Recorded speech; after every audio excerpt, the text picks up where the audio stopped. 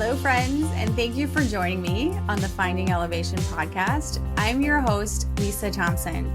I am a mountaineer. I've coached hundreds of aspiring mountain athletes to reach their goals. I also am the author of the book, Finding Elevation, Fear and Courage on the World's Most Dangerous Mountain.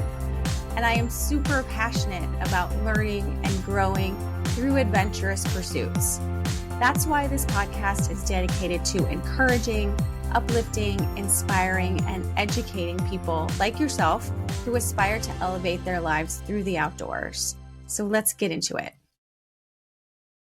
Welcome, everyone, to the Finding Elevation podcast. I'm excited today to speak and to share the conversation I'm having with Sora Rhee with you. And I love sort of like just your background and some of the way that you describe how you've come into mountaineering. So Sora describes herself as a mountain tenderfoot who traded Prada for Scarpa, something I can sort of relate to. Although I would say I think the most expensive pair of shoes I've ever bought are still mountaineering boots. For me, actually, too.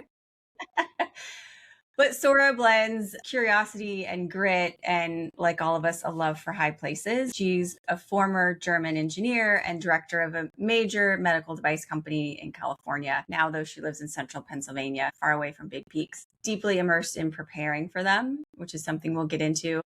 And over the past year, she's built really an impressive mountaineering resume with experience in the US and then South America and the Himalayas with climbs like Ama Blanc, Alpamayo, Chopolcaki. Her ambitious objectives coming up also include climbing in Bolivia again, and then going to Nepal to climb Manaslu. So I think Sora is really what I would call a modern climber. She's driven not by ego necessarily, but by growth and community and the process of learning what the mountains can teach us about ourselves. So welcome, Sora. I'm really happy to chat with you today. Yeah, it's very, very nice to be here. Thank you for the invitation. Yeah, of course. Let's start with your tagline, which I have to say when I read it just really made me laugh and sort of nod my head in understanding. So you traded Prada for Scarpa. Tell us more about how you got to that point of making that transition. And also, I'd love to hear what really sparked it for you. Yeah, so let me take you back like 20 years or so. I was working in California, corporate career, high energy job, on the job all the time, 2 cell phones, an iPad, an admin, and still on the go. And I was what I would call a weekend warrior. So during the week, I would work really hard. And on weekends, I would go out with friends, would go climbing, would do some outdoor stuff. And, you know, when you're young, your body can take it, right? So you go out on weekends, you beat yourself up. And then on Monday, you head back to the office and focus on your work again. As time moved on, the body gets a little bit more tired, right? Rest days is something that it actually calls for type thing. And I kind of also noticed that my mind was changing in respect to wanting to be more in the outdoors and enjoying it a little deeper than just for a couple of hours, than just going to a climbing crag and punching it out there. That I really wanted to feel more of that serenity of nature itself. And that is how I got my start into mountaineering. It started with Grand Teton, was my first climb. I signed up for a 3-day climb of Grand Teton. It was the first time for me staying in a tent. And it was a climber's climb. It was a lot of rock scrambling. Things like how to go to the bathroom in the outdoors and how to eat in the outdoors. So it was quite challenging. And then from there, I moved into what I would call real mountaineering, really for longer periods of time. And I started noticing that my value system kind of shifted away from things that were, let's just call them for what they are, status symbols, to things that really mattered, like a really good pair of boots. And I imagine, so like I would say I followed a similar trajectory, and that as you start to sort of feel those shifts in your priorities and values, that you feel like you're becoming more aligned with who you really are. Would you say that was true in your case as well? Yeah, I would definitely say so. One of the things I noticed is when you go out mountaineering, you're out in the mountain, especially in expedition type of environments, it is incredibly, you really get to realize who you are. Not just what you're made out of, which is, I'm not going to lie, certainly one of the main motivations in the beginning was like, do I have the grit? Can I make it? But one of the things I noticed is you're so reduced to the basics of life: shelter, food, being in the mountain, being in the cold, staying warm, these things that you really get a very good view of your insights and of your perception of the world, maybe. So for a very long time, when I started to feel that shift, I still had a corporate job, and I would, sort of get really grounded and aligned during an expedition. And then I would come home and I would have to go back into that corporate environment and just feel like all of that sort of peace would just like evaporate. I'm curious if you had a similar experience. My experience was very, very similar. One of the things in the mountains is it kind of, because you're so remote, most of the times at least, it makes all the day-to-day problems seem incredibly small over sudden. All the little things that you get upset about, an email that you received, or someone talked to you in a funny tone, or you're not happy with yourself because you think you botched a project. Those things in the mountain over suddenly were just not that important anymore. It kind of like fell away. And it was that contrast that really brought out in being able to enjoy the serenity in the mountains and being able to enjoy being away from civilization. And so at what point, so you climbed Grand Teton, then you came to the Cascades and you climbed Mount Rainier, and then did some winter climbing on the east coast of the US. Tell me if this is inaccurate. You're sort of chasing that feeling, right? That feeling of serenity, and you want it to be more incorporated into your life. What were you learning about yourself during, especially those early climbs? Were there any surprises or things that you really realize now wouldn't have happened if you didn't have those moments in the mountains? So I would say during the first couple of climbs, I was incredibly nervous.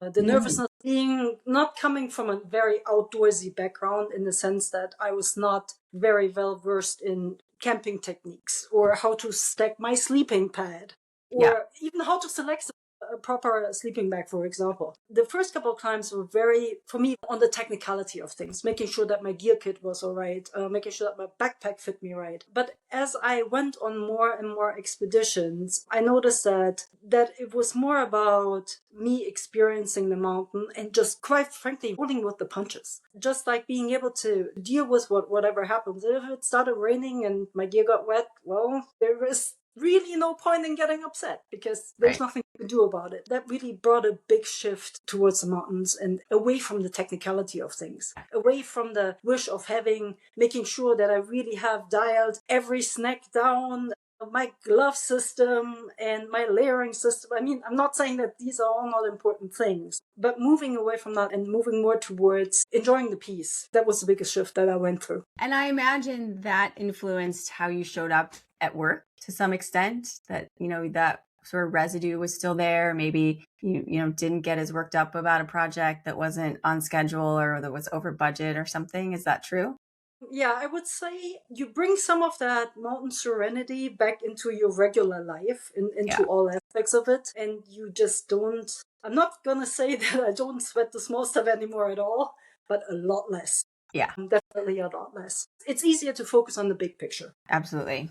I'm also curious how your career shaped the way you approached climbing. So we have in common that we're both engineers by training. Do you think that sort of analytical engineering mindset, or how did it affect your approach to climbing then and even now? Yeah, so as I was saying, in the beginning, it was definitely the focus on the technicality of things. Yeah. So being an engineer means when someone sends you an equipment list, I was slavishly packing everything exactly like it was listed on that equipment list. And when there were certain brands recommended, I would go out and buy exactly that brand, if not even that particular model. Over time, you kind of move away from that and you figure out what works for you and what doesn't work for you. But on the bigger picture, what I would say is mountaineering seems to be a sport that attracts a lot of personalities that are somewhat similar to mine, which is very driven, very goal-oriented type people, a lot of what I would call alpha type personalities. People that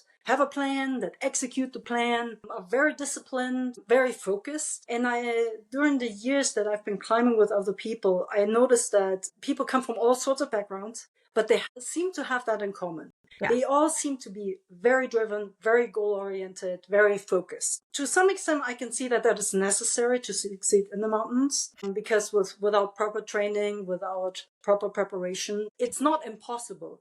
but it becomes so much more difficult and it becomes so much less enjoyable. So it's much more enjoyable when you're well prepared physically, mentally. So I would say I've seen that trend of climbers that are very focused, goal-driven people. You're absolutely right that you sort of described a climber in great detail, our personality and our persona. So you talk about the technicality and sort of using like an equipment list as your guide, right? Because at that point you didn't have the experience or discernment to do anything different. Was there a climb where you really felt all of that fall away and like where your experience and your skill started to drive your decision making as opposed to needing these guides or as opposed to being so technical about things? I would say, well, let me think. I mean, it's like every new climb brings new aspects of that. And so I continuously refine my kit. I continuously refine how I train for things and what I bring and what I don't bring. Over the years, I have learned from pretty much every guide I have climbed with,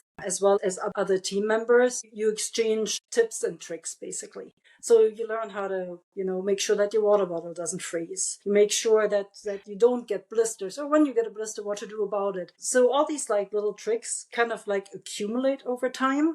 But I would say that the climb last year at Amadablam was kind of like a turning point, because Amadablam was it's a mountain that throws everything at you. It's very technical. It's very cold. It has a lot of exposure. It was for me the highest one so far that I've climbed. That is a mountain that required so much focus that my gear kit or the amount of layers or whatever didn't really matter anymore. What really mattered was the climbing. Yeah. The climbing of the mountain itself. And that became the sole focus. And it almost became like I'm going to say Zen-like stage where you were in the movement and you just kept going and going. And I feel like you can't get to that Zen-like moment, that flow, unless you've done all that work ahead of time. Like I think it's, and as we've studied flow and we've talked about on this podcast, that it requires some challenge, but you also have to have a certain amount of mastery available to you to get to that point of being able to sort of let go and let things really flow. And it's so interesting to see or to hear about your trajectory, because I think you've sort of described perfectly how people get to that point. And you probably didn't realize it when you were in the middle of it. You were probably just doing what sounded interesting or made sense to you. Maybe we can talk about Amadablam a little bit, because it's such a iconic, beautiful mountain, one that has eluded me. I've planned to climb it multiple times and always sometimes, this is my personal decision just to back out of an expedition because it didn't feel right to me or it wasn't the right timing for me. And I agree that it throws everything at you and that before you take on a technical climb like that you need to be ready physically as well as having the right skill and experience and discernment to climb rock and steep ice and be at elevation and be on an expedition and know how to take care of yourself. What do you think you walked away with after that climb? That is a really good question. A multitude of things. It was for me the first trip that I ever took to Nepal. I had not experienced Nepali culture before, so this was the first time, and it was overwhelming. There's really no other way of saying that. It's the Nepali are, in my experience, in the 4 weeks that I spent there, very humble people. At the same time, Nepal, and especially the Khumbu Valley, is really how can I say this, the pinnacle of mountaineering. Yeah. Like everybody is there. I mean, there's so many people there from so many countries. It's so international because the concentration of high mountains there is just amazing. Amadablam definitely stands out as the mountain when you go on the Everest Base Camp track. It's prominent the whole way, and it's really incredibly beautiful. Let me call it the cultural aspect of it. And then the climb itself is, because it combines the altitude with a higher technical grade of difficulty, with fixed line climbing and rock climbing, as well as ice and snow. It has all the different aspects of climbing combined into one trip, into one mountain, basically. I really hope to get back there someday and to make that happen, because it's for all those reasons. It just combines everything that I love about the mountains, and it's so beautiful and iconic and just aesthetically pleasing to look at. It's beautiful. It is, absolutely. You have also spent a lot of time climbing in South America and have some really noteworthy summits there. What draws you to, say, Peru or Bolivia? So what draws me to South America, well, one thing is, again, from the technical point of view, from the practicality, you can fly down there and you don't experience jet lag. That is a thing. It's a thing, yeah. I think a lot of people underestimate how bad jet lag can be. And it's much easier to get there and start your acclimatization process right away.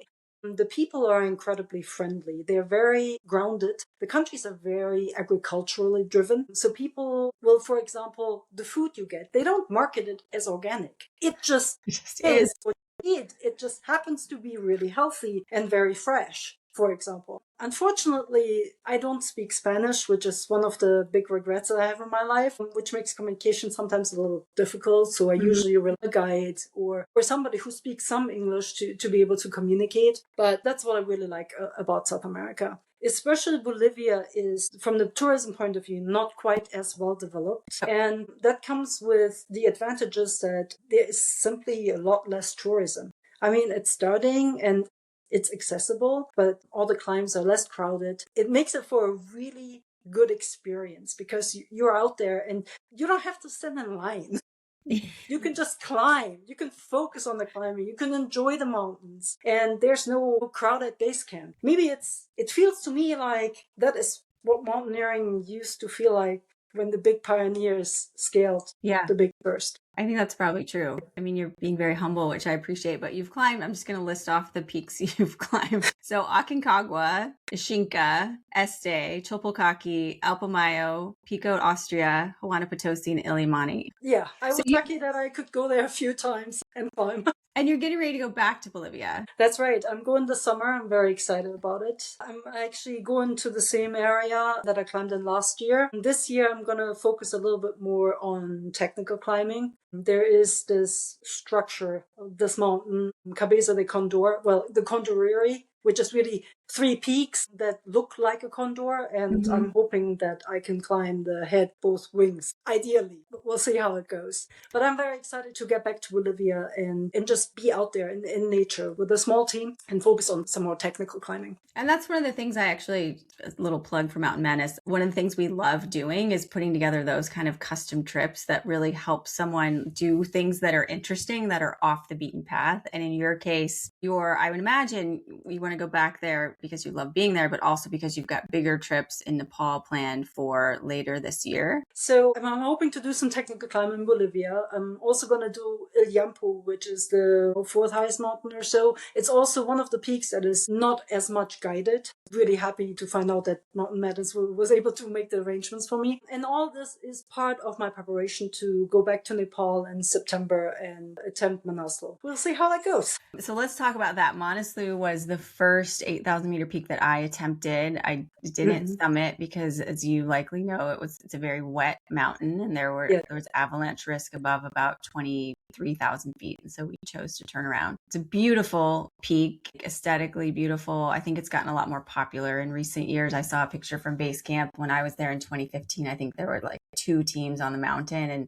I saw this base camp picture and there was like a full proper base camp now. How are you preparing for that peak, given, everything that you've been doing for the past, many years? I think you started climbing in 2020. So 6 years. How are you thinking about that in terms of mental preparation and physical preparation to climb up to 8,000 meters? Let me start with the reason why I picked Manaslu. Yeah. So part of the reason why I picked Manaslu is, quite frankly, exactly what you said. It is much more climbed now than it used to be. So it does have very well-developed infrastructure. Just from the risk assessment, from the risk point of view, I thought it would be safer to go to a mountain that has a very well-established infrastructure. Just in case I am in trouble, that help is basically nearby and, as safe as one can be. In terms of the preparation, it's my first 8,000 meter peak. So the highest one I've done so far is Amadablam. So this is quite a bit higher. I live in Pennsylvania, so I am geographically challenged, so to speak. Elevation challenged. Yes, elevation challenged for sure. So the preparation, I'm focusing a lot on cardiovascular training. That me being physically in the best shape that I can be in will give me the best chances of actually, quite frankly, enjoying the expedition. That's one of the things that I learned early on in mountaineering, that better shape you're in, the more enjoyable the whole experience is. Can we just underline that? Like, I feel like I say this at least once a week to people as a coach, that it's hard putting in the time and effort to train. But when you do, it means that your time on the mountain is so much more enjoyable. Yeah, absolutely. I really agree with that. I mean, there's some climbs that I've done here in the US on smaller peaks, Mount Washington, for example. Yes, you can hike it up when you're, when you haven't trained for it. Yeah. It's so hard. Miserable. Yeah, exactly. It's miserable. Being in really good shape or in the best shape that you could be makes it so much more enjoyable. It really does. It allows you to be more in the moment and not focus on the pain that you physically might or might not be feeling. And being in the moment is also like you are in a stunningly beautiful place where like you're just in awe of nature and in an environment that so few people get to experience. And so why wouldn't you want to be as present in that environment as you can be, and as opposed to being stuck in your head about how much your pack weighs, or that you should have done like another day of lunges or whatever it is. I just think we're missing out on so much when we're not able to be really present in life, but certainly in the mountains. I absolutely agree with that. Absolutely. How has your training evolved over the past 6 years or so? I imagine you took it very seriously always, but I also would guess that you've learned a lot and changed your approach maybe. So I started with some stock plan that I found basically off the internet. And to be very honest, I think I am like a typical woman in the sense that I didn't really like strength training very much. Yeah, so not uncommon. The running and the hiking, that was not a problem, but the strength training was something that I had a hard time with, quite frankly. I mean, it was difficult for me to go in a gym and pick up some weights and do something. So I figured I would have to train to my weaknesses, and that was definitely a weakness of mine. So I found a local coach, strength coach, was very clear about my goals and said, well, here's me and I've never really lifted weights and let's do some strength training. Wasn't the most pleasant thing to start with. After a couple months, you get used to it, but in the beginning, it's very difficult to not be able to walk after a bunch of lunges or Bulgarian squats or whatever was necessary, because it just really hurt. After a while, you get kind of used to it. In training like this, in aspects that one is not so keen on doing, it does help to have a coach, have a partner, or have a trainer, and somebody that is basically rooting for you and someone that you can just bounce feedback off of. Absolutely. I think they also force us to do things we wouldn't normally do. And I'm guilty of this as well, even though I am a coach that, we like to do, where we like to stay in our comfort zone. And so doing, split jump squats or something isn't my favorite thing to do. Burpees, not my favorite thing to do.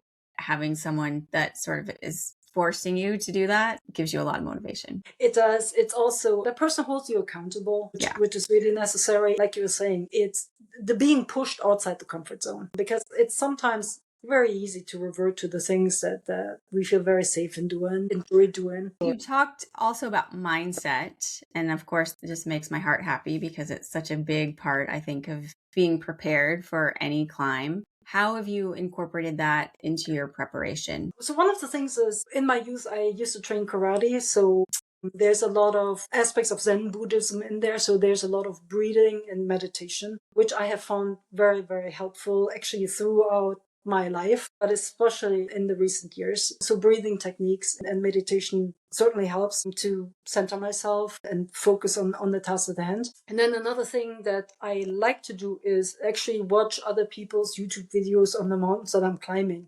I love this. Yes. Just to get a feel for what the environment looks like. Yes. What routes look like, what the technical difficulties are gonna look like. And that kind of like helps me get into the mindset of mountaineering and focus more on the expedition. It usually gets me up really giddy. I mean, it makes me happy because it's like an anticipation that I have. It's like, oh, I get to do this. Oh, I get to go there. Oh, I'm gonna be seeing this. That is pretty exciting. YouTube videos, podcasts, I think they're great materials. There's plentiful out there, and definitely you make a lot of use of those. Yeah, I think even in the past 5 or 7 years, as mountaineering and climbing has become more mainstream, there's so much more information online about most peaks. And I think that, preparation is more than just going to the gym and carrying a heavy backpack uphill. It really involves understanding the route and, exactly like you said, looking at crowds and what people are wearing and what the terrain is like, so that you can make sure that you're prepared for that mentally when you show up. I think it's such a big part of it. You said that your elevation challenge, living in Pennsylvania. So what do you do to overcome that? How do you train for bigger goals when you live someplace where you don't have great access to hills? Over the years, I have in my local region around here, I have found some hiking paths that allow me to get some steepness in, where I have like a 20 or 30% incline. Mm-hmm. The elevation gain is just a couple of 100 feet. Mm-hmm. So I have to do laps. So when other people can do a vertical mile, or they live in Colorado or in the Pacific Northwest or somewhere where there's naturally some geology of that kind, I'm very envious. I have to do laps. And that's where podcasts are incredibly fabulous. I listen to Mm-hmm. podcasts while I do my laps. Put the backpack on and I keep going up and down and up and down and up and down. And it is quite frankly mind-numbing at times. Podcasts and audiobooks keep me motivated. Then the other thing I do is in the gym, I use a treadmill. Stairmasters are very popular, of course, as well. And then a lot of squats, a lot of step up and step downs with weights. And in those cases, I tend to watch something on my iPad. So I set it up so I can see it. There's a lot of streaming services out there. So I do watch a lot of movies just to make sure that I put the time in that I need to do. Most people in the world are elevation challenged, don't have easy access to natural terrain that gives them elevation. And I like to remind those people that it is super monotonous to be on a treadmill for 4 hours or to be going, up and down a 400-foot hill all Saturday. Yep. But you're also gaining a lot of mental resilience when you're doing that people who don't have to do that kind of repetitive exercise or spend hours and hours on a machine don't necessarily have an opportunity to learn and to build. While it's, of course, not my first choice for anybody. I mean, if you have the choice, you should be outside, I think. But you're building a lot of resilience by the monotony that comes with training in the gym. Yeah, I would definitely agree with that. It's really mind-numbing at times. It really is. And then using my actual mountaineering kit. So I use the backpacks that I use in the mountains. I put the heavy boots on and just keep going. It's worth it. It really is worth it. Are you doing anything differently for Manaslu since this will be the highest that you've climbed? Are you changing your mental prep or physical prep at all? No, other than a higher focus on cardiovascular aspects. That for sure. Other than that, no, I'm just like, I did up the volume a little bit within reason. The offset is always you need to rest and you need to actually rest. That's when you actually get strong, when you're resting. And that's when you don't start cheating. Yeah. Which in the beginning I was definitely very keen on doing. Not anymore. So on rest days, I will actually rest and really have to refrain from, let's go for a little run. Right. Just a small one type thing. That is really important to me. Recovery is something that's so overlooked by people. I think things are changing. It's like cold plunge and sauna seems like it's becoming more popular at least in the US. But I think that people often feel like if they're not sore every single day, they're not making progress. And giving our bodies and our minds the opportunity to just like slow down and actually recover is what allows you to be able to push harder the next time. If you don't do that, you're eventually going to come up against your limits. Yeah, absolutely. Yeah, no, I would definitely agree with that. Is there anything about Manaslu that concerns you or that you're like, ooh, I haven't experienced this before and I'm going to need to maybe think differently about it? Well, the crowds, maybe. I mean, I've seen some pictures and some footage like probably everybody has. There is, of course, some crowding there. And it requires, I think, a little bit more patience with myself and also with the environment. I mean, it is a different environment simply because there's more people on the mountain. Also, this will be the first time that I'm using oxygen. That is going to be a very different type of experience. Last year, during the mountaineering training on Lobuche East, we played around with it. We put some masks on, breathed through it for a while, and it is a little claustrophobic. Mm-hmm. So we will see how that goes. I think it might take some getting used to be able to just deal with having it, on for an extended period of time and being able to move with it. Those are, the crowds and the oxygen. Those are probably the two aspects that I'm like, we'll see how this first foray to 8,000 meter goes. I would say that I shared some of those same concerns, especially about oxygen when I went to Manaslu. And I felt like it was such an important tool in my toolkit that I couldn't afford to it didn't feel right to me to show up and be like, oh, I'm just going to grab this oxygen mask and put it on and hopefully it fits. And like, here we go. So I actually bought my own oxygen mask. I figured out the brand that my outfitter was using, bought my own and put it on at home, and put it on with my goggles on, with a helmet on, with a hat on, and just really got used to that, again, being one of the most important tools in my toolkit. And that gave me a lot of peace of mind, on the day when you start using it at 23,000 feet or wherever, that it's not so novel to you if you've actually worn it a little bit first. That is a really good idea. Did you exercise with it too? I was exercising with hypoxico, so it was sort of like similar thing, but I did put the oxygen mask on and like lay down with it, because you will sleep with it as well. And like, how do you actually manage, so I'm a side sleeper and you can't really sleep on your side when you're wearing an oxygen mask. Yeah, highly recommended to you and anyone else who's venturing to 8,000 meters for the first time or using oxygen for the first time, that, it's such an important piece of our safety and our toolkit. Yes. And so anything you can do to understand how it works, but then also in terms of mindset to eliminate the novelty of it, right? If you've worn it already, it's how to put it on and it's sized appropriately and your body and your mind are used to it. That is a really good idea. Yeah, for sure.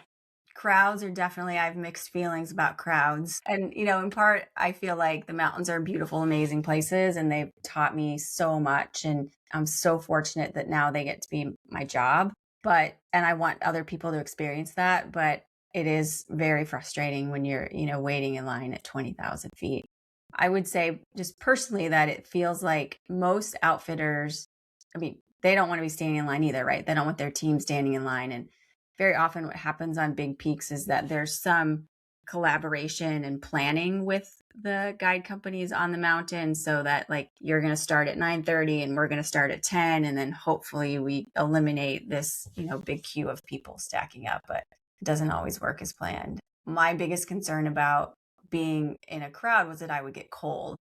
And I'm, as you are, like a small framed individual. And so I don't have a lot of extra insulation, and standing in line, that was my biggest concern. And, it happens. I felt like for me, I needed to know what my boundaries were there. Like if I'm in line, how low will I let my oxygen get before I say I have to turn around? Like I don't have enough oxygen to continue. Same with my physicality. Like, what is it?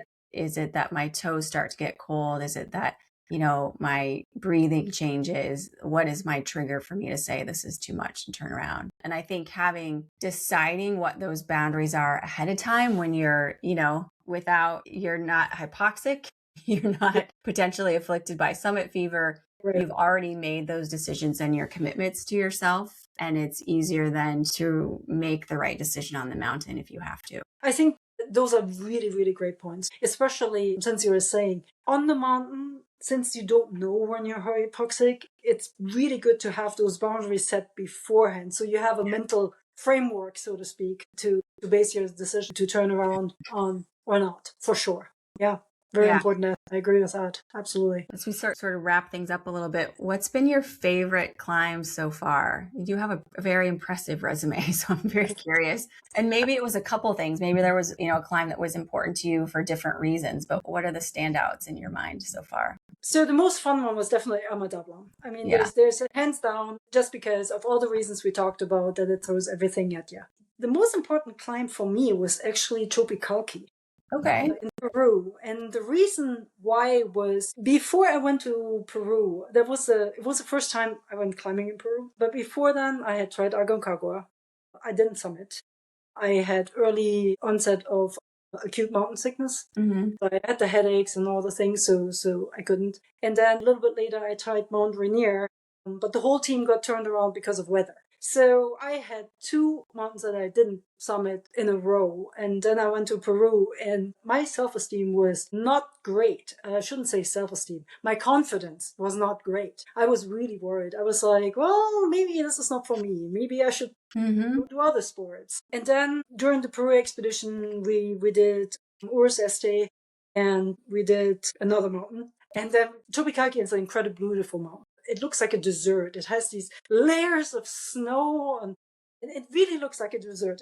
The only thing it's missing is a cherry on top. If you imagine layers of white cream layered on top of each other, that is what Tropicalca looks like. It's really, really pretty. And that climb and that summit meant a lot to me because it felt so natural. It was incredibly grateful to make it to the top, but it also felt so very natural. I wasn't exhausted. I was just really enjoying the moment. And I think that's kind of when I realized that mountaineering might be the thing for me. Well, thank goodness you didn't give up when things got difficult and you didn't summit a couple of peaks in succession. It's so easy to feel to question, I think, why you're there. And I think knowing like why mountaineering is important to you is something that really keeps us motivated moving forward when things don't go according to plan. Right. Yeah. What do you think was the hardest moment? Is there something that stands out to you on a particular climb that was really challenging for you? The hardest moment. No, the most frustrating was probably being told that I have acute mountain sickness. It was early in my climbing. I hadn't really realized what it felt like, to be honest. I wasn't feeling good. I was off for sure. I was very clear with the guides as to like how I was feeling. Had a base camp doctor examine me and it was like, yeah, you're done. And I was like, at that point, it felt like a personal failure. Yeah. And this was on Aconcagua. And that was on Aconcagua. Yeah, it felt like a personal failure. And it took me a while to really think the situation through and realize that it has nothing to do with a lack of preparation, that it was really just a physiological phenomenon I have to deal with. Yeah. Did it change the way you acclimate or the way you train, knowing that you had a more severe case of AMS on Aconcagua? I don't think it changed the way I train necessarily, but I am very careful in watching myself when I go into altitude. So I do carry all the medications that are out there, a lot of the standard mountaineering kit, so to speak. I carry that with me. And I watch myself very, very carefully. I measure my oxygen levels, ask myself every morning, did I sleep well? Are I swollen? Those things. So I do think I have learned over the years to watch out for symptoms. I'm always very clear with whoever I'm climbing with. I'm very honest about my state of being, so to speak. If I feel good, if I've slept well or not slept well, just to make sure that I take these things into account and into consideration as I'm climbing higher, to make sure that it doesn't happen again. And some of that, I think, just comes with experience and learning how your body typically acclimatizes and typically reacts at elevation.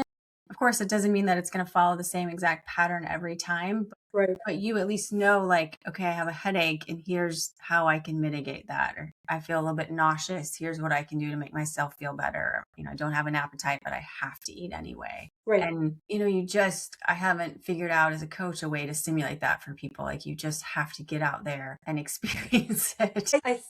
I think so. I think that might be one of those aspects that will be very difficult to coach, especially because it does look different for different people. I mean, the symptoms, like you described, are very different for people. I mean, like when I had AMS at Aconcagua, I never lost my appetite. I just had a really bad headache. Didn't sleep very well. Also, my heart rate was up, which back then I just attributed to being nervous. It's an expedition. It's strenuous. So I would agree that those are probably things that one learns over time, just being exposed to altitude more and more. Yep, I agree. Well, last question, and I'm looking forward to your answer. What is your favorite piece of gear? What's the one thing that you just can't live without? Well, I can't live without my boots. They're really, really important and they carry me everywhere. But to be honest, my favorite piece of equipment is actually my ice axe. I have a little Petzl gully. It's orange. It's very lightweight. And it just gives me joy when I look at it. Because I know when I get it out to get ready for an expedition, I always pack it because it's so small and lightweight. It always comes with me. And it's not the ice axe that I actually use. I just have it with me as a backup. But when I look at it, I always think of adventure.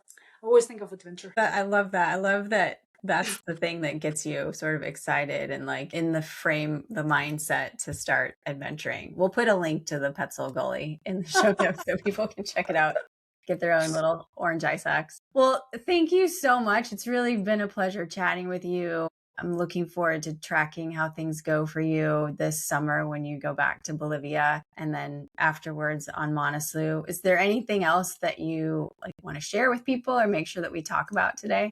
I think the only thing I would like to say is for anybody who's listening, who's new into mountaineering, just make sure that you enjoy every moment of it. The summit isn't everything. I mean, it sounds so cliche, but it's true. There is so many other aspects that are associated with mountaineering. The people you meet, the cultures that you're in, the foods you eat. You just gotta take it in, all of it. I couldn't say it better. Totally agree. Like, we're so fortunate to be able to experience these places with amazing people and cultures and enjoy every second. Thank you. Thank you for listening all the way to the end. If nothing else, you can say that you completed one thing today.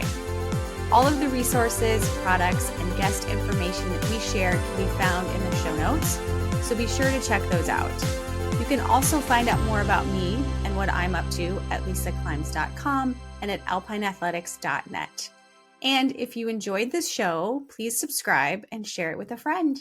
Cheers!